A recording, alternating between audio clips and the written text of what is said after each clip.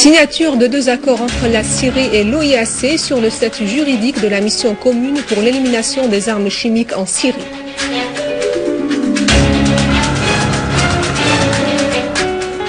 Retour des centaines de familles à Mouaddamiyeh suite aux efforts de l'armée et de la réconciliation et afflux des aides humanitaires au camp de Yarmouk.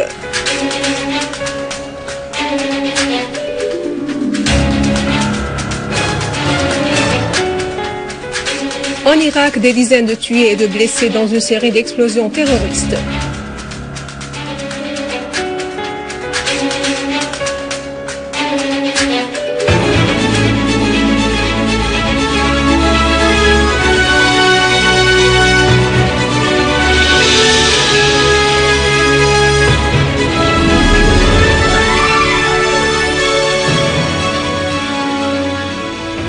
Bonsoir, après les titres, voici notre journal. En présence du vice-ministre des Affaires étrangères et des expatriés, Faisal Mokdad, le délégué permanent de la Syrie à l'ONU, Bachar Jafari, a signé deux accords en commun avec Abdallah Fadel, le négociateur en chef de la mission conjointe de l'ONU et de l'Organisation pour l'interdiction des armes chimiques OIAC et avec le représentant de l'OIAC dans la mission. L'un des deux accords est sur le statut juridique de la mission commune pour l'élimination des armes chimiques en Syrie. Le deuxième est un mémorandum d'entente relatif à la fourniture des services médicaux et d'évacuation médicale de la mission commune dans les cas d'urgence. Le vice-ministre des Affaires étrangères et des expatriés, Faisal Mokdad, a souligné à l'issue de la signature que l'État syrien est connu pour son engagement à la loi internationale et à tout accord signé par la Syrie. La coopération de la Syrie avec l'OIAC après la signature des deux accords est sérieuse et se réalisera avec toute transparence.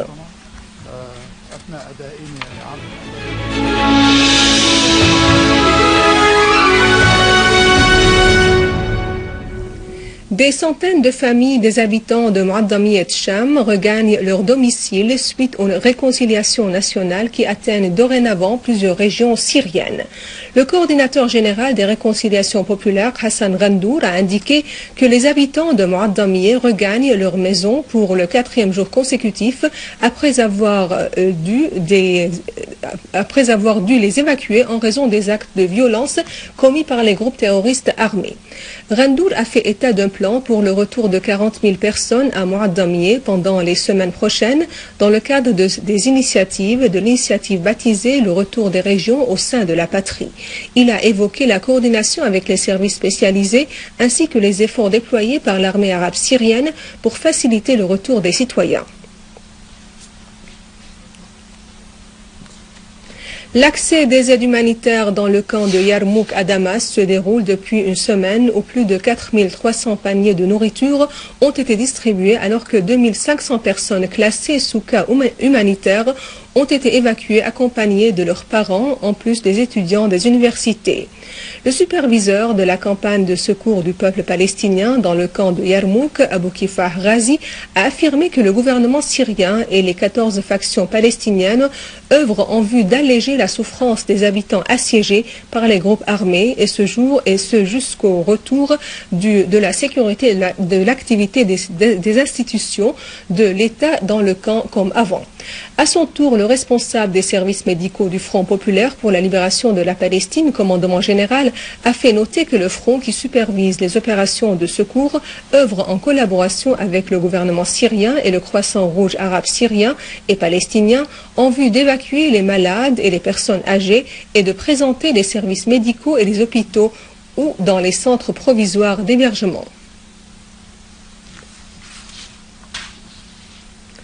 Les unités de l'armée arabe syrienne ont avorté une tentative d'infiltration des groupes terroristes du quartier Al-Safsafa dans l'ancienne ville de Homs vers le quartier de Bab Sba et les autres quartiers avoisinants en vue de terrifier les habitants et semer la panique.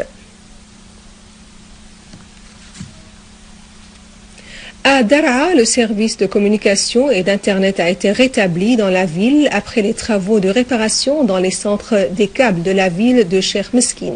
Le directeur de la Société syrienne des communications branche de Daraa, Ahmed Hariri, a indiqué que des groupes terroristes armés avaient incendié et dévasté le centre des câbles, causant la coupure des communications.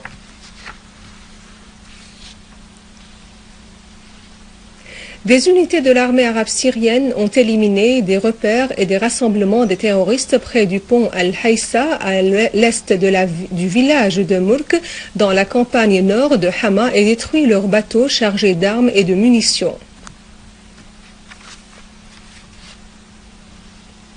En Irak, 16 personnes ont été tuées et 30 autres blessées dans une série d'explosions terroristes dont les plus violentes ont eu lieu près de la zone verte au centre de Bagdad.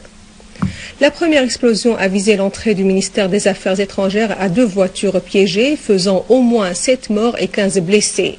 La deuxième s'est produite quand un suicidaire s'est fait exploser dans un restaurant populaire près de la zone verte dans la région de Karadet Mariam, faisant 5 morts et 12 blessés. De même, une voiture piégée a explosé près du rond-point de Khelani au centre commercial de Bagdad, faisant 4 morts et 8 blessés.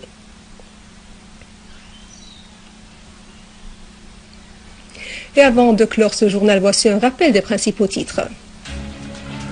Signature de 2 accords entre la Syrie et l'OIAC sur le statut juridique de la mission commune pour l'élimination des armes chimiques en Syrie.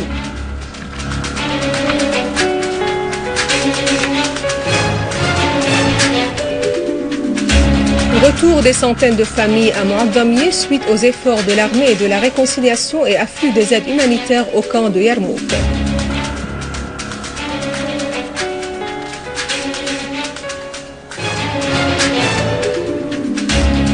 En Irak, des dizaines de tués et de blessés dans une série d'explosions terroristes. Ce journal est ainsi terminé. Je vous remercie de l'avoir suivi. Passez une excellente journée sur notre chaîne. Pour revoir ce journal et plus d'informations, vous pouvez consulter notre site internet syriaonline.sy. Au revoir.